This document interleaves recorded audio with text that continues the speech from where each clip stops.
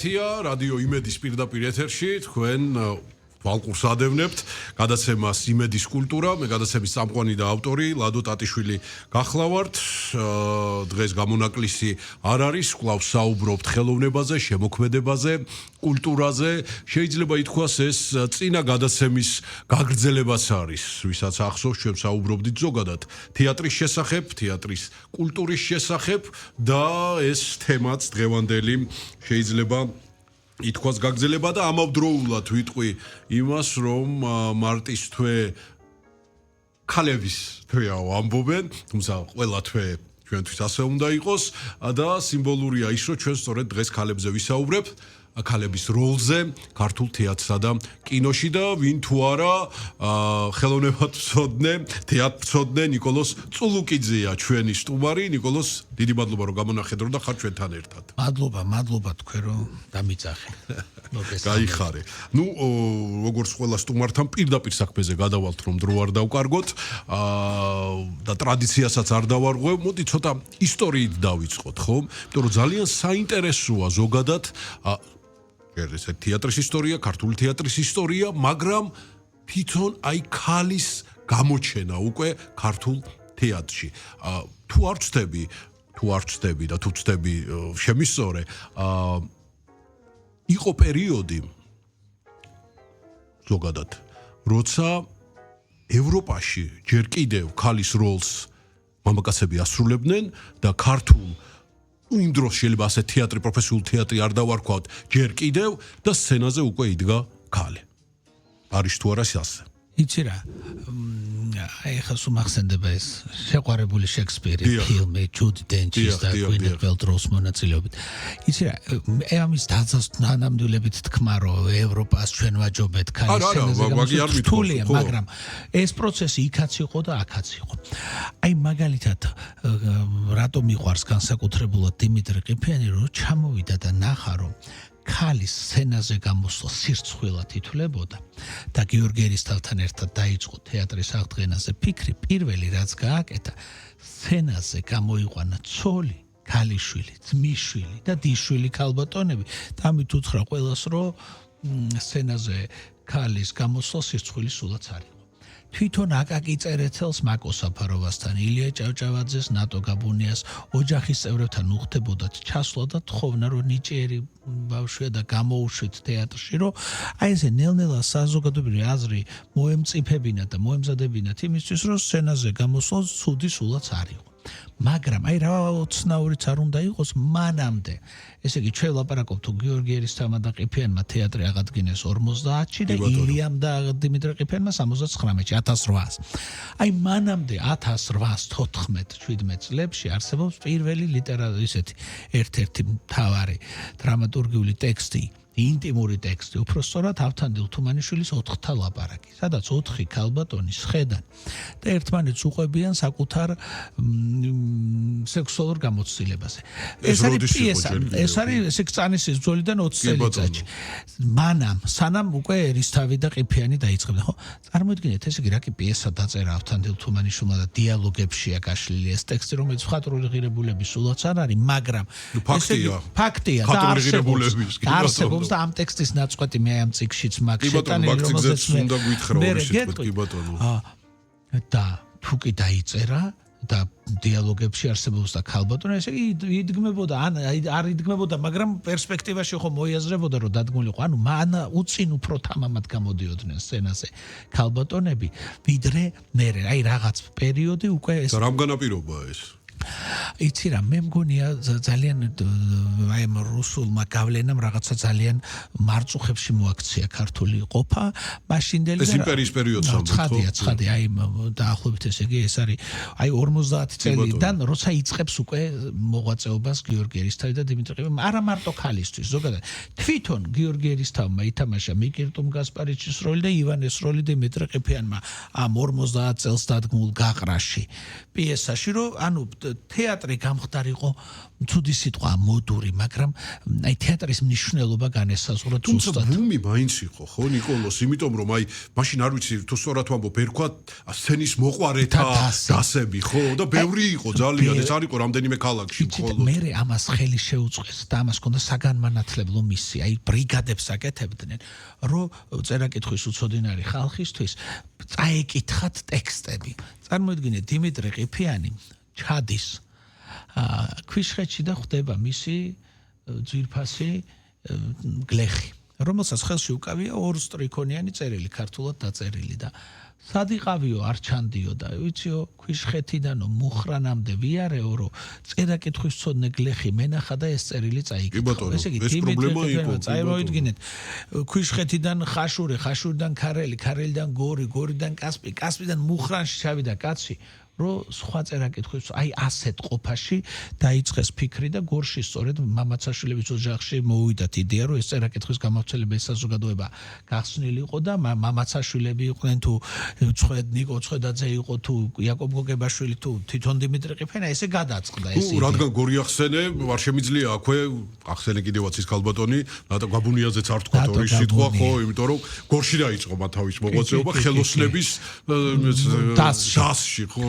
ნატო გაბუნია სრულიად გამორჩეული მსახიობი. იწყება მისგან ქართველი მსახიობი ქალის სახე? აი დღეს რომ ამოც სტარი, ვარსკვლავი, რასაკვირველია, აი იმ თაობის ეს იყო რაღაცა ქართული მშვენიერების სახე. ნატო გაბუნიასში შეყვარებული იყო, არ ვიცი, მისი ქმარი იყო ავქსენტი ცაგარელი, ვინც ეს ხანუმა და რაც გინახავს ვეღარ ნახა დაწერა, მაგრამ რაღაც პერიოდი მოხიბლული იყო მისით დავით კლდიაშვილიც, რომელიც უკვე ბათუმში შეხვდა მას ჟურლების ოჯახში, როცა ჩეხოვისთვის წარმოადგენს სპექტაკლი. ასევე შალვა დადიანი, ჩემ ბატონო, ნუ ილიასა და ნატო გაბუნიას ეს რომანი საყოველთაოდ არის. შენ ხარ ჩემი ბატონი, ამბობენ რომ სუმბათაშვილი იუჟინის ეტრფო და მას და თვითონ აკაკიმ ერთხამეში დაუწერა პიესა კინტო, რომელსაც ხოთაშოშა იხვალარი პრემიერა რუსთაველის თეატრში და ნატო გაბუნიასთვის დაიწერა ეს პიესა კინტო, რომელიც ტიროდა რომ საბენეფისო სპექტაკლი არ ამაქო მადათოვის კუნძულზე და დაწერა გრიგოლ ორბელიანი, რომლის სახლიც პირდაპირ გადაყურებდა მადათოვის კუნძულს, ხშირად ხუმრობდა რომ ნატო გაბუნია ფარდა ამ მადათოვის კუნძულზე ფარდაგებს რეცხავდნენ. სადაც ახლა ეს დედაენის ძეგლი დგას და ნატო გაბუნიაო სხვა ქალებთან შედარებით ერთი მტკაველით მაღლაწევს კაბას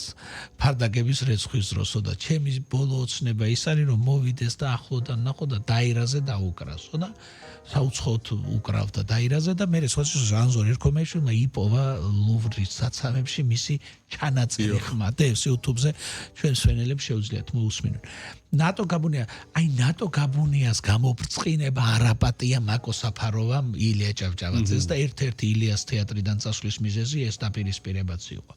მოვიდა აკაკი წერეთელი. მე აქაც მსახიობების ცუდი ხასიათი გამოჩნდა და აკაკიმ დაწყება ქართული თეატრით.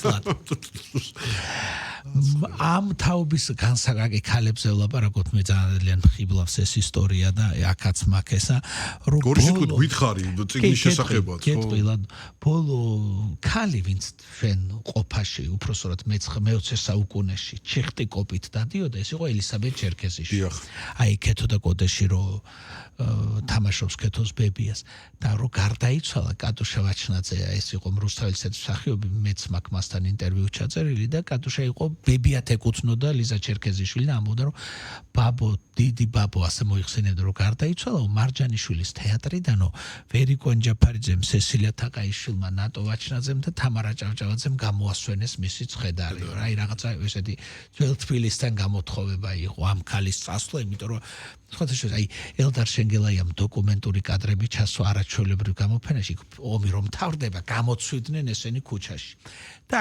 ვერიკო ანჯაფარიძის საღამო იყო მაშინდელ პიონერთა სასახლეში და რო გამოვიდნენ იქ ჩანს აი ეს რაც არის მართლა დოკუმენტური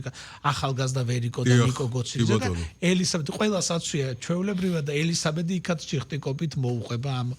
გახარებულ ხალხს. ანუ რო დაუბრუნდე ჩემ კითხვას, რომ ძალიან საინტერესო თემაა, მე ზუსტად ვიცი რომ ამას ერთ გადაცემაში ვერ ამოვწურავთ, მაგრამ ანუ შეგვიძლია როდი კარგი თუ ასეთი გაგებით, რასაც აი პროფესიული თეატრი, რასაც უკვე აი შეგვიძლია დავარქვათ მსახიობი ქალი, ვინ იყო ესეთები? ნატო გაბუნია. იყო. აუცილებლად. კი ბატონო. მაკოს საფაროვა როგორ იყო კი არა გაყოფილი ქონდა ამ ორ ქალს რეპერტუარი რა აი ნატო უფრო თამაშობდა ისე არა მე ხო ხვდები რატომაც გეკითხები ხო რომ და მაკო მოიაზრებოდა რომ უფრო დიდი არტისტი იყო ნუ მაშინდელი კრიტერიუმებით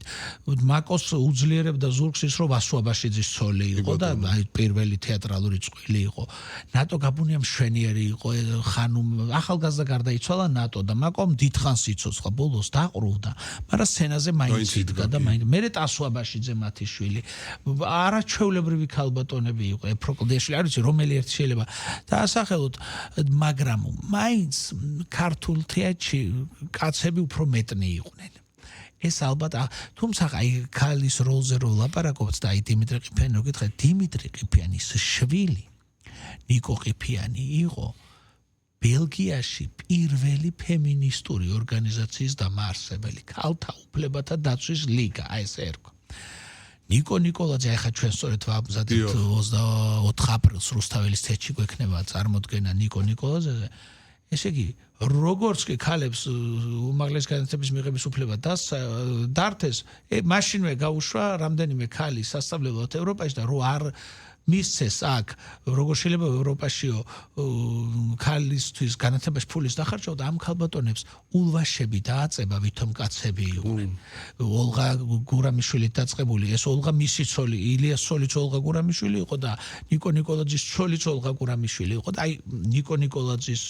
თავის მერე შემდგომში გახდა ცოლი თორემ მანამდე არც იყო ცოლი მას სხვა ცოლი ყავდა და კიდე რამდენიმე ქალბატონი ეს ულვაშები დაწყებული გაუშვა ევროპაში რომ ქალის განათლება არის ქალის სიძლიერე და ნიკო ნიკოლაძეს უწერია რომ ქალსო შეიძლება კაცზე მეტი განათლება მოეთხოვებინოს რადგან კაცი რო ხანდახან სიბძნეს დაკარგავს ქალმა უნდა იმარჯვოსო და ამიტომ ნიკო აი მართლა ისეთი ერთ-ერთი თავარი იყო ამ პერიოდში ნიკოლოს მე მაქვს ესეთი ტრადიცია დავნერგე უკვე ჩემს გადაცემაში რომ ხელოვნურ ინტელექტს ვუყვები ამბავს მეუბნები რომ რა თემაზე უნდა ვისაუბრო ვინ მეყოლება სტუმარი რა პროფესიის ადამიანი და ერთი კითხვა გამატანე მასთან. თემთა რა გამოგატანა? ახლავე გეტყვი. რედაქტირებას არ ვაკეთებ ხოლმე, რასაც მეტყვის ხო ის მიმაქ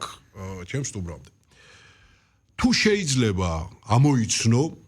ერთი და იგივე თემაზე დადგმული სპექტაკლი, ქალის დადგმულია თუ კაცის? კი, ალბათ. კი, პოზიცია და რეჟისურაც ეს არის, რედაქცია. ხედვას, ანუ ჩანს ქალი თვალი დანახული და კაცის. ხო. ეგ კი არა, ასაკს მიხვდები. და აი ამას წინათ ერთ რეჟისორს უთხარი, რომ აი რაღაცა ახალგაზრდური სინერგიის სპექტაკლია მეთქი და ისე გაუხარდა, იმიტომ რომ აი რაღაცა ჩვენ ყველა ასაკში რაღაც ჩვენი პულსაცია გვაქვს, ინტერესები, პრობლემები და ეს პრობლემები და თუ ორგანულია და გულწრფელი და მაღალი ხარისხის ხელოვნებაზე ვლაპარაკობთ, რაც ჩვენი პრობლემიდან ეხლა მე რო დავდგა რაღაცა პრობლემაზე სპექტაკლი აცმესურად არ მადარდებს, ის იქნება ნამეცადინები და არაფერი ორგანული და ჩვენ თუ გულწრფელ ემოციაზე ვუყურებთ სპექტაკლს, რომელიც რეჟისორის სატკივარია და დრამატურგის, მაშინ უკვე იქ ძალიან მარტივია ამოცნობა. ეხლა მე არ ვამბობ რომ 100%-იანი სიზუსტით, მაგრამ შესაძლებელია. მაშინ აქვე გავაგრძელებ ამ თემას და როდის იწყება, ანუ ქალის რეჟისორები, ხო, როდის შეეჭიდნენ აი ამ ძალიან რთულ საქმეს. პროფესიულ პირველი პროფესიონალი ქალი რეჟისორი თეატრში არის ლილი ოსელიანი. კი ბატონო. აი დიპლომიანი რეჟისორი, თუმცა მანამდე აი მსახიობის მე ვგულისხმობ ილიას აღდგენილი 79 წლის აღდგენილი თეატრის მსახიობები თვითონვე აკართულებდნენ პიესებს, თვითონვე დგავდნენ და თვითონვე თამაშობდნენ. სულ რამდენიმე დრამატურგი იყო მაშინ ზურაბ ანტონოვი წერდა დავით ერისთავიც კი აკართულებდა ის ცნობილი სამშობლო ის ვიქტორიან სარდუს პადღის მიხედვით არის ხო ბარბარე ჯორჯაძე რითიც გახსნა ილიამეს თეატრი 79-ში იყო ბრას ვეძებდი და რა ვპოვე მაგრამ აი ესეთი დიპლომიან რეჟისორზე თუ საუბრობთ სულ რამდენიმეა და იწყება ლილი ოსელი და რატო ასე ცოტა ქალი რეჟისორი ბალანს ვამბობ სხვათაშორის დღეს კინოში საუკეთესო რეჟისორები არიან ქალბატონები. თანამედროვე კინოშიც და სხვათა შორის ახლა ვიცით ჩვენ რომ ლანა ღოღობერიძე და ლელა გორდელაძე და ლანას დედა ნუცათი დაწყებული ხო? მაგრამ თეატრში ეს იყო ქალბატონი ლილი. ლილი აი მნიშვნელოვანი ფიგურა იყო ქართულ თეატრში როგორც პედაგოგი და მან კიდე სხვა კუთხით გახსნა მსახიობები აი სხვადასხვა ეს როდის მივხვდით აი ჩვენ როცა ღამის შოუს სტუდიაში წერდით სცენარებს სერიალებისთვის ხო იქ იყო ერთი ჩემთვის ძალიან საინტერესო სერიალი რის სცენარსაც მე ვწერდი ეს იყო გოგონა გარეუბნიდან და ირაკლი კაკაბაძე იყო ამ ჩვენი ჯგუფის ხელმძღვანელი და ირაკლისგან მე ბევრი რამე ვისწავლე და ერთ-ერთი რაც იყო იცი რა თქმა მოდიო ქალის დიალოგებიო ქალებმა დაწერონო არის ამაში ლოგიკა ხო იმიტომ რომ იქ რაღაცა აი ლილიო სელიანის რაღაცა მნიშვნელობა იყო ამ კუთხით რომ რაღაცა სხვანაირი თეატრი დაიწყო უფრო პედაგოგიკაში კიდე სხვა სიღრმეები და სხვა არ ვიცი ის ათუთე მიუხედავად იმისა რომ ლილი ისეთი ძლიერი ქალი იყო ხო ამ კუთხით რაღაცა სხვა ფერები შეემატა მაშინდელ ქართულ თეატრს უფრო პედაგოგიკას და რასაკვირველია სპექტაკლებსაც ხო მაგრამ თვითონ ქალბატონი ლილის აი რეპერტუარს რო გადახედოთ რას გავდა მიხვდებით რომ მას აი რაღაც სხვა ინტერესი ქონდა ნუ მე განსაკუთრებული აღნიშნვის ღირსი ალბათ მედია კუჯუხიძე გამორჩეული და სრულად აი მოუნდა და დადგა პოლიკარპე გაგაბაძის 3 ასული მერე გრიბოდოვის თეატრში არიანა შენგელაიასთვის გააკეთა ანა ფრანკის დღიურები და ის ქალს იკვლევდა ყოველ შემთხვევაში რაღაც პერიოდში მისი მოღვაწეობის და ძალიან საინტერესო შემოქმედება რატო უფრო მეტი არ ეჭიდებოდა იმ რეჟისურას იმ პერიოდში იმიტომ რომ შორის ბევრნი იყვნენ აი ბევრნი სხვადასხვა დროს არ ვიცი ქეთი დოლიძით და ნანა კვასხაძით და გულსუნდა სიხარულიძით და მერე შემდეგ თაობაში უფრო ემატებოდნენ მაგრამ ცოდვა გამხელილის ჯობს და მე ამ ქალბატონებთან რომ მისაუბრია უჭირდათ დამკვიდრება რატო იმიტომ რომ ქალები იყვნენ ესეც იყო ერთ-ერთი მიზეზი რომ მაინც რეჟისურა არის კაცის პროფესია ეს ძალიან ცდარი შეხედულება სულიად მაგრამ ალბათ საბჭოთა ყოფაში ეს რაღაცა მანკერი მხარე იყო მაგრამ აი ამ ქალბატონებმა შეძლეს და რაღაცა თავიანთი მნიშვნელოვანი სათქმელი თქვეს ქართულ თეატრში იცით აი მაგალითად როგორ შეიძლება ჩვენ ვილაპარაკოთ ქალებზე და არ ვახსენოთ ნანა დემეტრაშვილი რომელიც აი მირი ჯერ მარტო ჩამოთვლა იმდენი უნდა ვახსენოთ რომ ერთი გადაცემას მაგით აიღოს წარმოიდგინეთ ახალციხის თეატრი რომელიც ეს არ იყო რომ უბრალოდ თეატრი დაარსდა ეს იყო იქ რაღაცა ქართული სიტყვის და ქართული აზრის რაღაცა მნიშვნელობის განსაზღვრა და საუკეთესო ჯგუფი თეატრალური ინსტიტუტისა მაშინდელი ესე იგი გალინა პატარიძე ერთ-ერთი ამ ჯგუფის წევრი და სოსო ბაკურაძე მიყვებოდნენ რომ შემოდიოდა ვასო კიკნაძე და გვეუბნებოდა რომ თქვენ ახალციხეში მიდიხართ და მესხეთის თეატრი უნდა დაარსოთო გვეგონა რომ პარიზში მივდიოდით სამშობლოს აი ისეთი რომანტიზმით გვამზადებდნენ იქცეს და უცბად წავიდნენ და დღეს რო ეს 1967 წელია დღეს რო ჩვენ აი იქ ესეთი ქართული ჟღერს ესეთი მნიშვნელობა ეს თეატრი არსებობს ეს აი ამ ხალხის და რასაკვირველია ნანა დემეტრაშვილის რო აი ახალგაზრდა გოგო წავიდა საბჭოთა დროში არა ქართულ დასახლებაში სადაც ცოტანი იყვნენ ქართველები და ცოტა ლაპარაკობდა ქართულად აი უცბად რაღაცა მისიით წავიდნენ ესენი და ამათმა მნიშვნელოვანი საქმე გააკეთეს ძალიან მნიშვნელოვანი საქმე ესე მანანა კვირკველია რომელიც ეხლა ჩვენ რო საინგილოს ვეძახით და ისტორიული ჰერეთი რო აი ფაქტობრივად აი გადაიპარა და დადგა მერე კი ანზორ დოლენჯაშვილმა გააგრძელა ეს გზა ეს წარმოიდგინეთ ესე იგი მსოფლიოში არის ერთადერთი ქართული თეატრი სახელმწიფო სტატუსის მქონე რომელიც საქართველოს ფარგლებს გარეთ ფუნქციონირებს რო ვთქვათ მარტივ ენაზე ქალმა უდიდესი როლი ითამაშა ქართული თეატრის ჩამოყალიბებაში და მის განვითარებაში ხო ჩვენ თუ რეჟისორებზე ვლაპარაკობთ თორემ მსახიობებზე უნებრივია ნიკოლოს არ მიყვარს შედარებების გაკეთება მაგრამ მინდა მაინც კითხო ეპოქები რო დავყოთ, ხო? იმიტომ რომ ხშირად გვსმენია ახლა და შენს პროფესიაში ალბათ კიდე უფრო მეტი ამის შესახებ, რომ უყვართ შედარებები, აი მაშინ რო იყვნენ, სადღა ასე, ხო? მოდი აი შენი აზრი მაინტერესებს.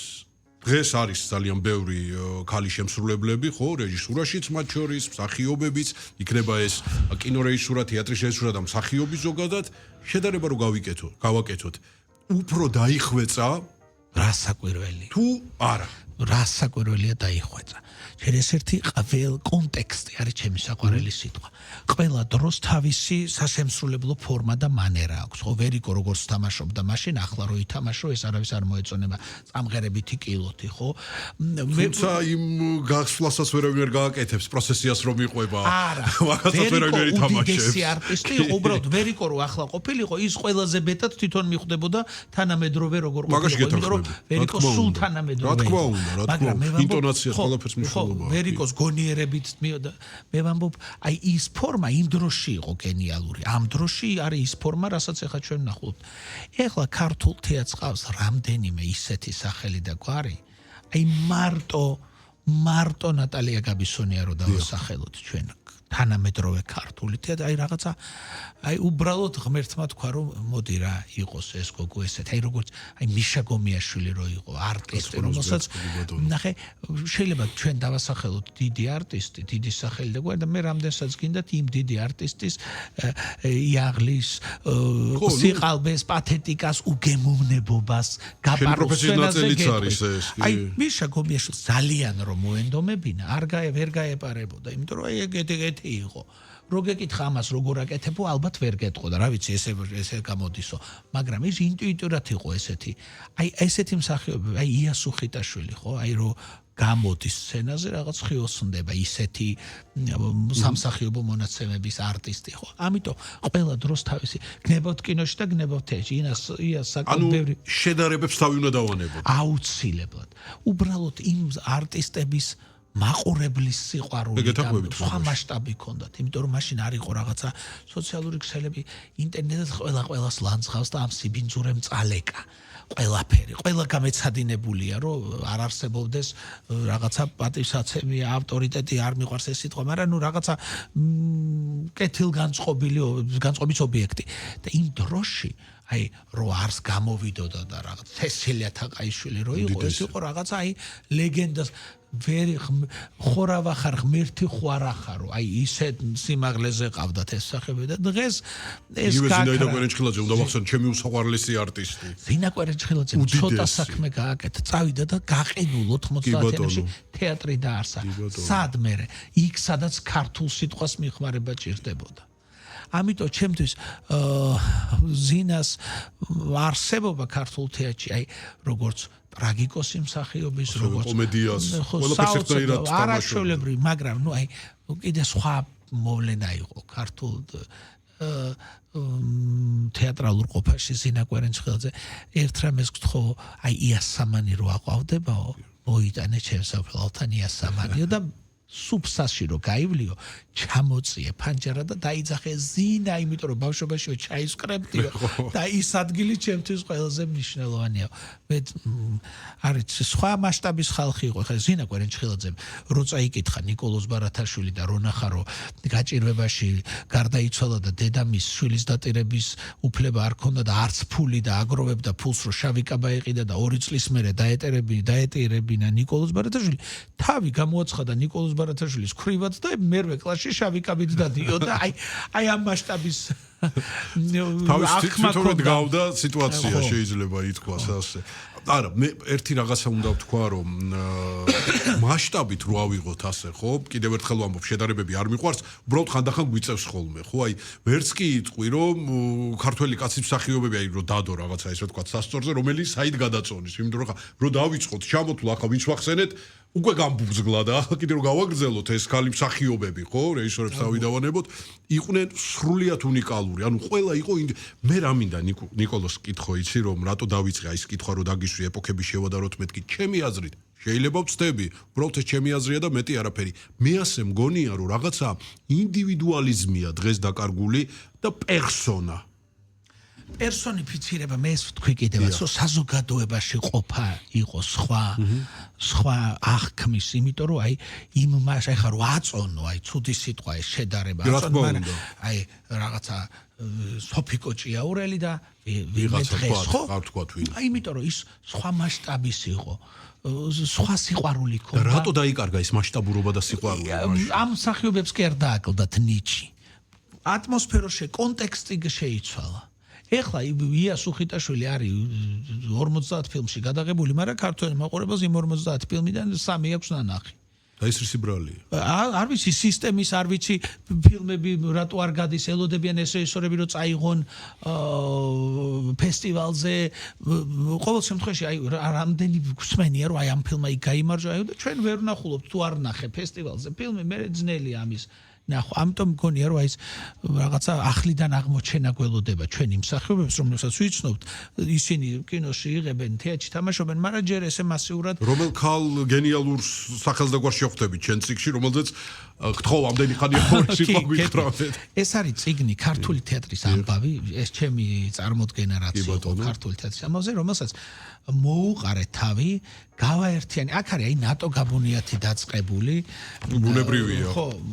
მაკო საფაროვათი დამთავრებული, ლადო მესხიშვილი, ყველაფერი, აი ეს ელისაბედ ჩერქეზიშვილი ჩიხტიკობით, მაგრამ ყველა ის ისტორია, რასაც მე ვყვები ერეკლე მეფეზე, ამ წანისის ძოლაზე, ილია ჭავჭავაძეზე, ამ პირველ პორნოგრაფიულ პიესაზე, ყველაფერი აქ არის მოცემული და ბოლოში ესე თავდება ჩემთვის სულ აი რამდენიმე საამაყო ინტერვიუ მაქვს ჩაწერილი, რომლითაც აი ვამაყობ და ეს არის ერთადერთი ინტერვიუ, როდესაც არ ვიცი ხედავს თორემ მაყურებელი რუსთაველის თეატრში რობიკო სტურვას ხედავ და თემურ ჩხეიძე, კი ბატონო. მათ ისინი არ იყვნენ საუკეთესო მეგობრები, მაგრამ ამ სცენაზე შევახვედრე ესენი და ვალაპარაკე თუმანიშვილზე, რომელსაც აი ამ ახალგაზრდების გამო მოუწია ამ თეატრიდან წასვლა, უბრალოდ პროცესის გამო, რაც საინტერესოა. და ეს იყო ჩემთვის რაღაცა. და აქ არის QR კოდები, რომელიც შეგიძლია ნახო. აი ესეთი ინტერვიუები სულ რითიც ვამაყობ, აი იქ არის უწმინდესთან 9 აპრილს ეს თემაზე, იმიტომ რომ აი რაღაცა სრულიად სხვანაირი აღქმა არის, როცა შეგიძლია მოусმინო უწმინდეს რომ როგორ ლაპარაკობს ამ 9 აპრილზე. მოკლედ, თეატრის ისტორიის რაღაც ამბები, რომლებსაც ესე დავარქვი, ქართული თეატრის ამბავი. და სხვათა შორის იწყება ეს ამბავი ორი ქალით. მედია კოჭოხიძით და ბელა მირიანაშვილით და ესე ვამბობ, ხშირად ყვები ხოლმე ამ ამბავს, რომ როდესაც ბელა მირიანაშვილს სცენაზე გამოსვლა აღარ შეეძლო, რეჟისორებს უთხრეს ბელას სხვა მსახიობების ჩანაცვლების შესახებ და მედია კოჭოხიძემ არ ჩაანაცვლა ბელად მოხსნა სპექტაკლი და თქვა რომ მე მინდა იცოდეს ბელამ, რომ მის გარეშე რაღაცამ შეწყვიტა არსებობა. და აი ამ რაღაცაზეა ეს წიგნი თქო და აი ეს ისტორიები, რომლებიც დამენანა დასაკარგად, იმიტომ რომ არსად არ წერია და გვინდა რომ ესე თავმოყრილი ყოფილიყო და მე ეჭვი მაქვს რომ ეს ერთი წიგნით არ დასრულდება ქართული თეატრის ამბავი. კი, ნამდვილად ამ წიგნის პრეზენტაცია წარდგინება რუსთაველის თეატრში მოხდება 5 მაისს, სადაც ჯერ წიგნის წარდგინება იქნება და მერე უკვე იქნება თვითონ სპექტაკლი ამ ქართული თეატრის ამბავი და უნდა ვთქვა აუცილებლად რომ მე ამ წიგნის იდეა არ დამებადებოდა და ვერც ამ წიგნის იმას მოვაბავდი თავს, რომ არა სრულიად გადასარევი ტიტო აბდუშელიშვილი, რომელიც დააფინანსა ეს ყველაფერი და აი ესეთი საჩუქარი გამიკეთა. რაც მეტი იქნება მსგავსი გამოცემა, ნამდვილად კარგი იქნება ქართული კულტურისთვის. სულ ამას ვამბობ, ყველას თუ მართა რომ ძალიან მალე გარბის დრო საინტერესო საუბარში და მე აქვე ჩამოგართმევ პირობას, რომ ჩვენ კიდევ არაერთხელ შევხვდებით კულტურაზე სასაუბროთ ამ ეთერში. ერთი სიტყვითაც რომ გვითხრა ახალი პროექტის შესახებ, რომელსაც მალე აპირებ და შემდეგ უკვე დავასრულებ გადაცემას. იცით, მე აი ცოტა ხნის წინ მქონდა დიმიტრი ყიფიანზე პროექტი, იმის წინ სოლომონ და ასე. ეხლა ჩვენ 24 აპრილს მგონია რომ ერთ-ერთ ყველაზე მნიშვნელოვან ქართველზე ნიკო ნიკოლაძეზე გავაკეთებთ ჩვენ საღამოს. დაიდო უკვე ბილეთები იყიდება და ყოველთვის რო იდება 2-3 დღეში ქრება და მე ვარ უხერხული, მაგრამ გუშინ დაიდო და შეუძლია ტიკეტჯიზე მოასწრონ შეძენა. იცი რა, აი ნიკო ნიკოლაძის მასშტაბი რო წარმოვიდგინოთ, აი ერთ რაღაცას გეტყვი. ნიკო ნიკოლაძემდე ადამიანი ცხოვრობდა ოთახში, სადაც ნატურა არ იყო, წყალი არ იყო, კანალიზაცია არ იყო, გზა არ იყო, ტრანსპორტი არ იყო, ხიდი არ იყო, არაფერი არ იყო. ეს ყველაფერი მისცა ნიკო ნიკოლაძემ, რო არაფერი თქვა რკინიგზაზე, ფოთზე. ყველაფერს მოყვები ახლა მოიდეს უნდა მოისმინოთ. ნიკოლოს უღრმესი მადლობა და ყოველ გადაცემას ვასრულებ ხოლმე მუსიკალური ნომრით. ბევრი ვიფიქრე თუ რით შეიძლებოდა დღევანდელი გადაცემა დამესრულებინა და მინდა მოვისმინოთ ქალბატონი, რომელიც ჩემი აზრით არის, შეიძლება ასე ვთქვათ, პირდაპირ მნიშვნელობით თეატრთან არაფერი კავშირი არ უნდა კონდეს, მაგრამ მისი ყოველი ნამღერი ეს არის დრამატურგია, ეს არის პატარა სპექტაკლი და ეს ხალი არის უსამართლოდ დავიწყებული დღეს, ჩემი აზრით, ერთ-ერთი ყველაზე თვითმყოფადი ქართველი უმღერალი და შემსრულებელი ქალბატონი მერი შილდელი და მე მინდა მერით დავაწვია მერი შილდელზე ამ არაჩვეულებრივ ქალზე. აი მერი შილდელის ხედვას რო დააკვირდე. მაგას ვამბობ. მერი შილდელ სანდრო ინაშვილზე დიდ ქართველ მომღერალზე აქ ესეთი ჩანაწერი გაკეთებული. აი სანდრო ინაშვილი თუ მოდიოდა ჩვენთან ერთად ბრიგადებშიო, სხვა კაცებიო, ჩვენ ჩანთებს ატარებდნენ. თუ სანდრო არ მოდიოდა ჩანთების ტარება ჩვენ გვიწევდაო. ანუ აი სანდროს როგორ ახასიათებს? ის კი არა რომ სანდრო თვითონ არა, გასაგებია მესმის. ხო იყო რეჟისორი ეს ქალბატონი თავის ყველა კომპოზიციის, ხო არის ასე. გადასარევი მომღერალი. ძალიან დიდი მადლობა. გემშვიდობებით მომავალ სამშაბათამდე დროებით.